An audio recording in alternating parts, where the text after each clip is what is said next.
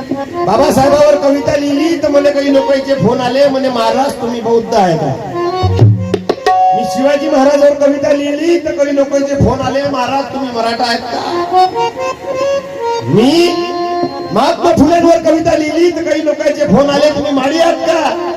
मी तुकाराम महाराजांवर कविता लिहिली तर काही लोकांचे फोन आले, तुम्ही कुणबी आहात का? मी मोहम्मद पैगंबरावर कविता लिहिली तर काही लोकांचे फोन आले, तुम्ही मुस्लिम आहात का? आता परवाच्या दिवशी मी माणसावर कविता लिहिली तर मला अजूनही फोन नाही आला, तुम्ही माणूस आहे का म्हणून.